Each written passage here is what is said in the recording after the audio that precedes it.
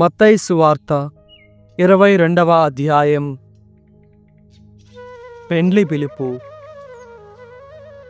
యేసు ప్రజలకు మరలా ఉపమాన రీతిగా ప్రసంగింప ఆరంభించెను. పరలోక రాజ్యము ఇట్లున్నది. ఒక రాజు తన కుమారుని పెండ్లికి విందును సిద్ధపరచి ఆహ్వానింపబడిన వారిని విందుకు బయలుదేరి రండు అని చెప్పుటకు తన సేవకులను పంపెను. కాని వారు వచ్చుటకు నిరాకరించిరి. అందుచే అతడు, ఇదిగో నా విందు సిద్ధపరుపబడినది, ఎద్దులను క్రొవ్విన దూడలను వధింపబడినవి, అంతయు సిద్ధముగా ఉన్నది, కనుక విందుకు రండు అని మరి ఒక మారు వారితో చెప్పుడని మరికొందరు సేవకులను పంపెను. కాని పిలువబడిన వారు దానిని లక్ష్య పెట్టక తమ తమ పనులకు పోయిరి. ఒకడు తన పొలమునకు, మరి ఒకడు తన వ్యాపారమునకు వెళ్ళెను. తక్కిన వారు అతని సేవకులను పట్టుకొని కొట్టి చంపిరి. అప్పుడు ఆ ప్రభువు మండిపడి తన సైన్యమును పంపి ఆ హంతకులను హతమార్చి వారి పట్టణమును తగులబెట్టించెను. అంతటా తన సేవకులను పిలిచి, నా విందు సిద్ధముగా ఉన్నది, కాని నేను ఆహ్వానించిన వారు దానికి యోగ్యులు కారు. ఇప్పుడు మీరు వీధి మార్గములకు పోయి కనపడిన వారినందరినీ పిలుచుకొని రండు అని పంపెను. ఆ సేవకులు పురవీధులలోనికి వెళ్ళి మంచి చెడు తేడా లేక తమ కంటబడిన వారినందరినూ తీసుకొని వచ్చిరి. ఆ కళ్యాణ మండపము అతిథులతో నిండిపోయెను. అతిథులను చూచుటకు రాజు లోనికి వెళ్ళి వివాహ వస్త్రము లేని వానిని ఒకనిని చూచి, మిత్రమా, వివాహ వస్త్రము లేక నీవిచ్చటికి ఎట్లు వచ్చితివి అని అతనిని ప్రశ్నించెను. అందుకు అతడు మౌనము వహించియుండెను. అప్పుడు ఆ రాజు తన సేవకులతో, ఇతనిని కాలు చేతులు కట్టి వెలుపలనున్న చీకటిలోనికి త్రోసివేయుడు. అచ్చట జనులు విలపించుచు పండ్లు కొరుకుకొందురు అనెను. పిలువబడిన వారు అనేకులు, కాని ఎన్నుకొనబడిన వారు కొందరే. సుంకమును గూర్చిన సమస్య. పరిసయ్యులంతటా వెలుపలికి వెళ్ళి యేసుని మాటలలో చిక్కించుకొనవలెనని సమాలోచనము చేసి హేరోదీయులతో తమ శిష్యులను కొందరను ఆయన వద్దకు పంపిరి. వారు వెళ్ళి, బోధకుడా, నీవు సత్యవంతుడవు, దేవుని మార్గమును గూర్చిన వాస్తవమును బోధించువాడవు, ఎవరికిని భయపడవు, మోమాటము లేనివాడవు, చక్రవర్తికి సుంకము చెల్లించుట న్యాయసమ్మతమా కాదా? నీ అభిప్రాయమేమి అని అడిగిరి. యేసు వారి దురాలోచనలను గుర్తించి, వంచకులారా, నన్ను ఏల పరీక్షించుచున్నారు? సుంకము చెల్లించు నాణెమును నాకు చూపుడు అని అడుగా వారొక దీనారమును ఆయనకు అందించిరి. ఆయన వారిని, ఈ రూపనామధేయములు ఎవరివి అని ప్రశ్నింపగా, చక్రవర్తివి అని వారు ప్రత్యుత్తరమిచ్చిరి. మంచిది, చక్రవర్తివి చక్రవర్తికి, దేవునివి దేవునకు చెల్లింపుడు అని ఆయన వారితో చెప్పెను. ఇది విని వారు ఆశ్చర్యపడి ఆయనను వీడి అట నుండి వెడలిపోయిరి. పునరుత్థానము, సద్దూకయ్యుల పన్నాగము. ఆ రోజుననే మృతులకు పునరుత్థానము లేదను కొందరు సద్దూకయ్యులు యేసు వద్దకు వచ్చి, బోధకుడా, ఒకడు సంతానము లేక మరణించిన వాని సోదరుడు ఆ వితంతువును పెండ్లాడి అతనికి సంతానము కలుగజేయవలెను అని మోషే ఉపదేశించెను కదా. మాలో 7 సహోదరులుండిరి. మొదటివాడు పెండ్లాడి చనిపోయెను. అతనికి సంతానము లేనందున అతని సహోదరుడు అతని భార్యను చేసుకొనెను. ఇదే రీతి రెండవ వానికి, మూడవ వానికి, వరుసగా 7వ వాని వరకు సంభవించెను. తుట్టతుదకు ఆమెయు మరణించెను. వారందరూ ఆమెను వివాహమాడిరి. అట్లైన పునరుత్థానమందు ఆమె వారిలో ఎవరి భార్య అగును అని ప్రశ్నించిరి. అందుకు యేసు, లేఖనములను గాని దేవుని శక్తిని గాని ఎరుగక మీరు పొరబడుచున్నారు. ఏలయనా పునరుత్థానమందు స్త్రీ పురుషుల మధ్య వివాహములు ఉండవు. వారు పరలోకమందలి దూతల వలె ఉందురు. మృతుల పునరుత్థానమును గూర్చి దేవుడు ఏమి సెలవిచ్చెనో మీరు ఎన్నడూ చదువలేదా? నేను అబ్రహాము దేవుడను, ఈసాకు దేవుడను, యాకోబు దేవుడను అని ఆయన పలికెను గదా. ఆయన సజీవులకే దేవుడు కాని మృతులకు దేవుడు కాదు అని సమాధానమిచ్చెను. జనసమూహములు ఆ మాటలు విని ఆయన ఉపదేశమునకు ఆశ్చర్యపడిరి. ప్రముఖ శాసనము. యేసు సద్దూకయ్యుల నోరు మూయించెనని పరిసయ్యులు విని వారు అచటికి కూడి వచ్చిరి. వారిలో ఒక ధర్మశాస్త్ర ఉపదేశకుడు ఆయనను పరీక్షింపవలెనని, బోధకుడా, ధర్మశాస్త్రమునందు అత్యంత ప్రధానమైన ఆజ్ఞ ఏది అని అడిగెను. అందుకు యేసు ప్రత్యుత్తరముగా, నీ దేవుడైన ప్రభువును నీవు పూర్ణ హృదయముతోనూ పూర్ణ ఆత్మతోనూ పూర్ణ మనస్సుతోనూ ప్రేమింపవలెను. ఇది ముఖ్యమైన మొదటి ఆజ్ఞ. నిన్ను నీవు ప్రేమించుకొనున్నట్లు నీ పొరుగువానిని ప్రేమింపవలెను అను రెండవ ఆజ్ఞయు ఇట్టిదే. మోషే ధర్మశాస్త్రము ప్రవక్తల ఉపదేశములు అన్నియు ఈ రెండాజ్ఞలపైననే ఆధారపడి ఉన్నవి అని సమాధానమిచ్చెను. క్రీస్తును గూర్చిన ప్రశ్న. పరిసయ్యులందరూ ఒక్కుమ్మడిగా వచ్చినప్పుడు యేసు వారిని, క్రీస్తును గూర్చి మీరేమి తలంచుచున్నారు? ఆయన ఎవరి కుమారుడు అని ప్రశ్నించెను. ఆయన దావీదు కుమారుడు అని వారు సమాధానమిచ్చిరి. అట్లైనా దావీదు పవిత్రాత్మ ప్రేరణతో ఆయనను ప్రభువు అని ఏల సంబోధించెను. నీ శత్రువులను నీ పాదముల క్రింద ఉంచు వరకు నీవు నా కుడి ప్రక్కన కూర్చుండుము అని ప్రభువు నా ప్రభువుతో పలికెను. ఇవి దావీదు పలుకులు గదా. క్రీస్తును తన ప్రభువు అని సంబోధించిన దావీదునకు అతడు కుమారుడు ఎట్లగును అని యేసు వారిని ప్రశ్నించెను. అందుకు ప్రత్యుత్తరముగా ఎవ్వడునూ ఒక్క మాటైనా పలుకలేదు. ఆ దినము నుండి ఆయనను ఎవరునూ ఏమియును అడుగుటకు సాహసింపలేదు. 23వ అధ్యాయము. హెచ్చరిక. అప్పుడు యేసు జనసమూహములతోనూ తన శిష్యులతోనూ ఇట్లనెను. ధర్మశాస్త్ర బోధకులు పరిసయ్యులు మోషే ధర్మాసనమున కూర్చొని ఉన్నారు. కాబట్టి వారి క్రియలను గాక వారి ఉపదేశములను అనుసరించి పాటింపుడు. ఏలయనా వారు బోధించున్నది వారే ఆచరింపరు. వారు మోయ సాధ్యము కాని భారములను ప్రజల భుజములపై మోపుదురే కాని ఆ భారములను మోయువారికి సాయపడుటకు తమ చిటికెన వ్రేళైనను కదపరు. తమ పనులెల్లా ప్రజలు చూచుటకై చేయుదురు. ధర్మసూత్రములను వారు మైదాల్పులుగా ధరింతురు. అంగీ అంచులు పొడవు చేసుకొందురు. విందులయందు అగ్రస్థానములను, ప్రార్థనా మందిరములయందు ప్రధానాసనములను కాంక్షింతురు.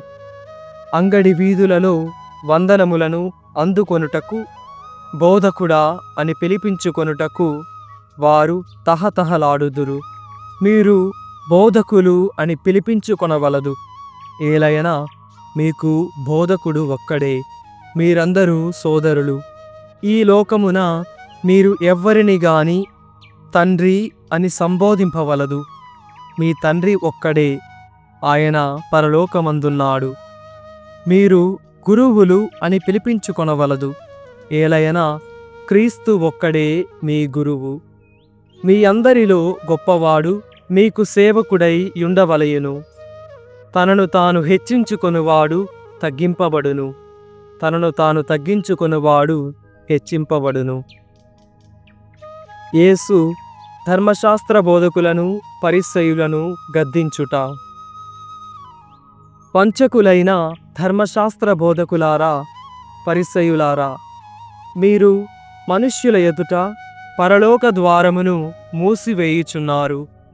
మీరు అందులో ప్రవేశింపరు, ప్రవేశింప ప్రయత్నించు వారిని ప్రవేశింపనీయరు. అయ్యో, కపట భక్తులైన ధర్మశాస్త్రోపదేశకులారా, పరిసయ్యులారా, మీరు పరులు చూడవలనని దీర్ఘ జపములు జపించుచు వితంతువుల ఇండ్లను దోచుకొనుచున్నారు. కావున కఠిన శిక్షకు గురియగుదురు. అయ్యో, కపట భక్తులైన ధర్మశాస్త్రోపదేశకులారా, పరిసయ్యులారా, మీరు ఒకనిని మీ మతములో కలుపుకొనుటకు సముద్రములు దాటి ఎన్నో దేశములు చుట్టివత్తురు. అది సఫలమైన పిదప మీ వలె మీరు అతనిని రెండింతలుగా నరకము పాలు చేయుదురు. అయ్యో, అంధులైన మార్గదర్శకులారా, ఒకడు దేవాలయము తోడని శపథము చేసిన అతడు దానికి కట్టుబడి యుండనక్కరలేదనియు, దేవాలయమందున్న బంగారము తోడని ఒట్టు పెట్టిన అతడు దానికి కట్టుబడి యుండవలయుననియు మీరు బోధింతురు. అంధులైన అవివేకులారా, బంగారము గొప్పదియా? బంగారమును పవిత్రము చేయు దేవాలయము గొప్పదియా? ఒకడు బలిపీఠము తోడని ఒట్టు పెట్టుకొనిన అతడు దానికి కట్టుబడి యుండనవసరము లేదనియు, బలిపీఠముపై ఉన్న నైవేద్యము తోడని ప్రమాణము చేసిన అతడు దానికి కట్టుబడి యుండవలెననియు మీరు ఉపదేశింతురు. మీరు ఎంత గ్రుడ్డివారు! నైవేద్యము గొప్పదియా, లేక నైవేద్యమును పవిత్రపరచు బలిపీఠము గొప్పదియా? బలిపీఠము తోడని ప్రమాణము చేయువాడు దానితోనూ దానిపైనున్న నైవేద్యములన్నిటితోనూ ప్రమాణము చేయుచున్నాడు. దేవాలయము తోడని ప్రమాణము చేయువాడు ఆ దేవాలయముతోనూ దాని యందు నివసించు వానితోనూ ప్రమాణము చేయుచున్నాడు. పరలోకము తోడని ప్రమాణము చేయువాడు దేవుని సింహాసనము తోడను దానిపై ఆసీనుడగు దేవుని తోడను ప్రమాణము చేయుచున్నాడు. అయ్యో, మోసగాండ్రైన ధర్మశాస్త్ర బోధకులారా, పరిసయ్యులారా, మీరు పుదీనా, సోంపు, జీలకర్ర మొదలగు వానిలో కూడా 10వ వంతును చెల్లించుచున్నారు. కాని ధర్మశాస్త్రమునందలి అతి ప్రధానమైన చట్టమును, న్యాయమును, దయను, విశ్వాసమును నిర్లక్ష్యము చేయుచున్నారు. వానిని చెల్లింపవలసినదే కాని వీనిని ఏమాత్రము నిర్లక్ష్యము చేయరాదు. అంధులైన మార్గదర్శకులారా, మీరు వడబోసి దోమను తీసివేసి ఒంటెను దిగమ్రింగుచున్నారు. అయ్యో, వంచకులైన ధర్మశాస్త్ర బోధకులారా, పరిసయ్యులారా, మీరు గిన్నెను పళ్ళెమును బాహ్యశుద్ధి చేయుదురు గాని మీ అంతరంగము పూర్తిగా దౌర్జన్యముతోనూ దురాశతోనూ నిండియున్నది. గ్రుడ్డి పరిసయ్యుడా, గిన్నెయు పళ్ళెమును వెలుపల కూడా శుద్ధియగునట్లు ముందు వాని లోపల శుద్ధి చేయుము. అయ్యో, కపట భక్తులైన ధర్మశాస్త్రోపదేశకులారా, పరిసయ్యులారా, మీరు సున్నము కొట్టిన సమాధుల వలె ఉన్నారు. అది బయటకు అందముగా ఉన్నను లోపల మృతుల ఎముకలతోనూ దుర్గంధ పదార్థముతోనూ నిండియుండును. అట్లే మీరు బయటకు నీతిమంతుల వలె కన్పట్టినను లోపల కపటముతోనూ కలుషముతోనూ నిండియున్నారు. శిక్షార్హులు. అయ్యో, కపట భక్తులైన ధర్మశాస్త్రోపదేశకులారా, పరిసయ్యులారా, మీరు ప్రవక్తలకు సమాధులను నీతిమంతులకు చక్కని స్మారక చిహ్నములను నిర్మింతురు. మా పితరుల కాలమందు మేము జీవించియున్న ఎడల ప్రవక్తలను చంపుటలో మేము వారితో భాగస్థులమై ఉండడి వారము కాము అని మీరు చెప్పుదురు. వాస్తవముగా ప్రవక్తలను చంపిన వారి వారసులమని మీకు మీరే రుజువు చేసుకొనుచున్నారు. కావున మీ పూర్వులు ప్రారంభించిన పనిని పూర్తి చేయుడు. సర్పములారా, సర్ప సంతానమా, నరక శిక్ష నుండి మీరు ఎట్లు తప్పించుకొనగలరు? అందుచేత ఇదిగో, నేను మీ యొద్దకు ప్రవక్తలను, జ్ఞానులను, ధర్మశాస్త్ర బోధకులను పంపుచున్నాను. వారిలో కొందరిని మీరు చంపెదరు, కొందరిని సిలువ వేసెదరు, మరికొందరిని మీ ప్రార్థనా మందిరములలో కొరడాలతో కొట్టించి ఒక పట్టణము నుండి మరి ఒక పట్టణమునకు తరిమెదరు. దీని ఫలితముగా నీతిమంతుడగు ఏబెలు హత్య మొదలుకొని గర్భాలయమునకు బలిపీఠమునకు మధ్య మీరు గావించిన బరాకియా కుమారుడగు జకర్యా హత్య వరకు చిందించిన నీతిమంతుల రక్తాపరాధము మీపై పడును. వీటన్నిటికి గాను ఈ తరము వారు శిక్షను అనుభవించి తీరుదురని నేను మీతో నిశ్చయముగా చెప్పుచున్నాను. యెరూషలేము యేసు విలాపము. ఓ యెరూషలేమా, యెరూషలేమా, నీవు ప్రవక్తలను చంపి దేవుడు పంపిన వారిపై రాళ్ళు రువ్వుచున్నావు. కోడి రెక్కలు చాపి తన పిల్లలను ఆదుకొనున్నట్లు నేను ఎన్ని పర్యాయములు నీ బిడ్డలను చేరదీయగోరినను నీవు అంగీకరింపకపోతివి. ఇదిగో, నీ గృహము నిర్మానుష్యమగును. ప్రభువు పేరట వచ్చువాడు స్తుతింపబడునుగాక అని సన్నుతించు వరకు నీవు నన్ను చూడజాలవు అని మీతో నిశ్చయముగా చెప్పుచున్నాను. 24వ అధ్యాయము. దేవాలయ పతనము, ప్రభు ప్రవచనము. యేసు దేవాలయము నుండి వెళ్ళుచుండగా ఆయన శిష్యులు ఆ దేవాలయపు కట్టడములను ఆయనకు చూపింపవచ్చిరి. వీటిని అన్నింటినీ మీరు చూచుచున్నారు గదా, ఇది రాతిపై రాయి నిలువకుండా పడగొట్టబడునని మీతో నిశ్చయముగా చెప్పుచున్నాను అని యేసు పలికెను. శ్రమలు, హింసలు. ఓలీవు కొండపై యేసు కూర్చుండియుండగా ఆయన వద్దకు శిష్యులు ఏకాంతముగా వచ్చి, ఇవి అన్నియు ఎప్పుడు సంభవించును? నీ రాకకు లోకాంతమునకు సూచన ఏమి అని అడిగిరి. యేసు వారికిట్లు ప్రత్యుత్తరమిచ్చెను, మిమ్ము ఎవ్వరూ మోసగింపకుండునట్లు మెలకువతో ఉండుడు. అనేకులు నా పేరట వచ్చి నేనే క్రీస్తును అని ఎందరినో మోసగింతురు. మీరు యుద్ధములను గూర్చియు వాటికి సంబంధించిన వార్తలను గూర్చియు విందురు, కాని కలవరపడవలదు. ఇవి అన్నియు జరిగి తీరును, కాని అంతలోనే అంతము రాదు.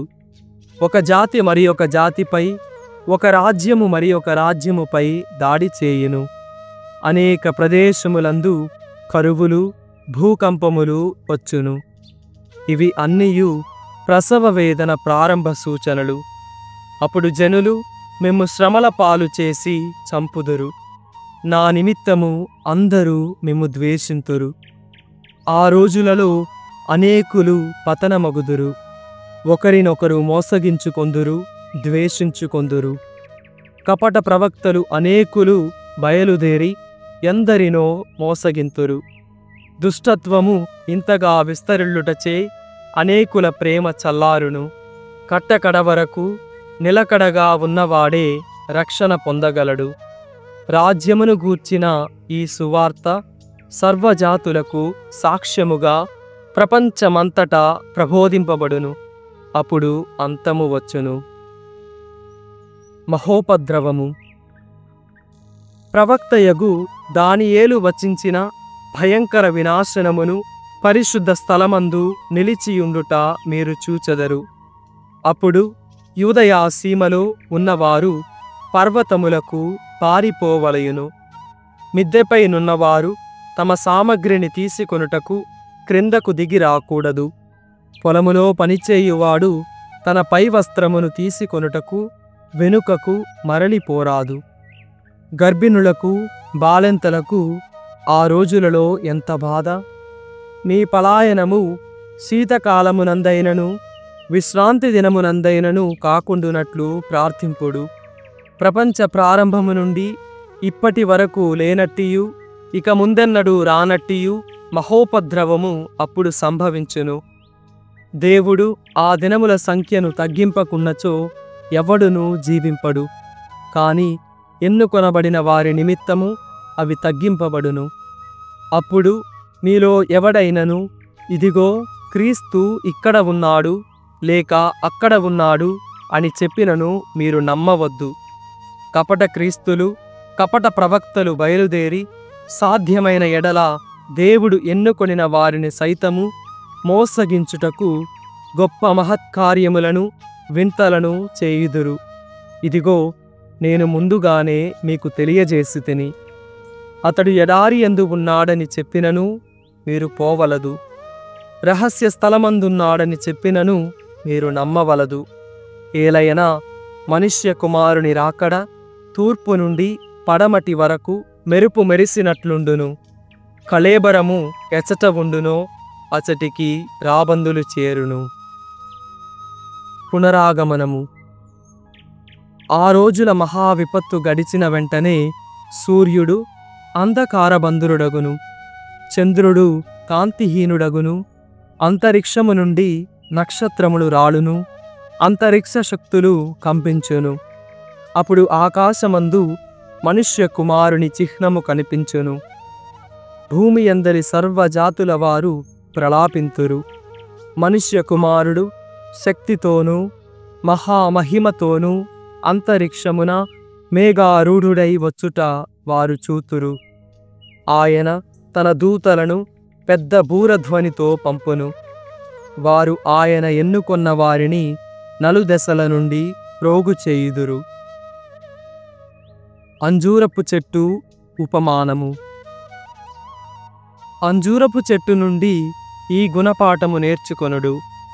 దాని రెమ్మలు లేతవై చిగురించినప్పుడు వసంతకాలము వచ్చినదని మీరు గుర్తింతురు.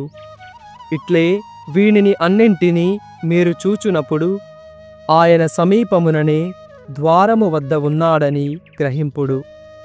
ఇవి అన్నియు నెరవేరునంత వరకు ఈ తరము గతింపదని మీతో నిశ్చయముగా చెప్పుచున్నాను. భూమి ఆకాశములు గతించిపోవును గాని నా మాటలు ఎన్నడునూ గతించిపోవు.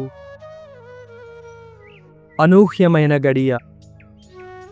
ఆ రోజు ఆ గడియ ఎప్పుడు వచ్చునో నా తండ్రి తప్ప పరలోకమందలి దూతలు గాని కుమారుడు గాని మరెవ్వరు గాని ఎరుగరు. నోవా దినములయందు ఎట్లుండెనో మనుష్య కుమారుని రాకడయు అట్లే ఉండును. జలప్రళయమునకు ముందు నోవా ఓడలో ప్రవేశించు వరకు జనులు తినుచు త్రాగుచు వివాహమాడుచుండిరి. జలప్రళయము ముంచెత్తి వారిని కొట్టుకొని పోవు వరకు వారు ఎట్లు ఎరుగకుండిరో అట్లే మనుష్య కుమారుని రాకడయు ఉండును. ఆ సమయమున ఇరువురు పొలములో పనిచేయుచుండా ఒకడు కొనిపోబడును, మరి ఒకడు విడిచిపెట్టబడును. ఇద్దరు స్త్రీలు తిరుగలి త్రిప్పుచుండా ఒకతే కొనిపోబడును, మరి ఒకతే విడిచిపెట్టబడును. కనుక మీరు జాగరూకులైయుండు. ఏలయన మీ ప్రభువు ఏ దినమున వచ్చునో మీరు ఎరుగరు.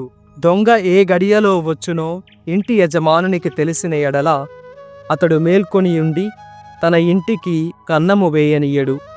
కనుక మీరును సిద్ధముగా ఉండు. ఏలయన మనుష్య కుమారుడు మీరు ఊహింపని గడియలో వచ్చును. నమ్మిన బంటు నమ్మని బంటు. విశ్వాసపాత్రుడు వివేకవంతుడును అగు సేవకుడు ఎవడు? యజమానునిచే తన ఇంటి వారందరికీ వేళకు భోజనము పెట్టుటకు నియమింపబడిన వాడే. యజమానుడు ఇంటికి తిరిగి వచ్చినప్పుడు తన కర్తవ్యమునందు నిమగ్నుడైన సేవకుడు ధన్యుడు. యజమానుడు అట్టివానికి తన ఆస్తి అంతటిపై యాజమాన్యము నొసగునని మీతో నిశ్చయముగా చెప్పుచున్నాను. సేవకుడు దుష్టుడైనచో యజమానుడు చాలా కాలము వరకు తిరిగి రాడని తనలో తాననుకొని తన తోడి సేవకులను కొట్టుటకు, త్రాగుబోతులతో తినుటకు త్రాగుటకు మొదలెడును. అతడు ఊహింపని రోజులలో, యోచింపని గడియలో యజమానుడు తిరిగి వచ్చి ఆ సేవకుని శిక్షించి వంచకులతో జమకట్టును. అచట జనులు ఏడ్చుచు పండ్లు కొరుకు కొందురు. సామెతల గ్రంథము 19వ అధ్యాయము. పేదలను ఆదుకొన్నచో ప్రభువునకే అప్పిచ్చినట్లు ఆ అప్పునతడు తప్పక తీర్చును. ప్రవర్తన మార్చుటకు కుమారుని శిక్షింపవలయును, కాని అతని నాశమును కోరరాదు. కోప స్వభావుడు తన శిక్షను తానే తెచ్చుకొనును. అతనిని ఆదుకొన్నచో నీకును తిప్పలు వచ్చును. పరుల హితోపదేశమును దిద్దుపాటును అంగీకరించువాడు ఒకనాటికైనను జ్ఞాని అయి తీరును.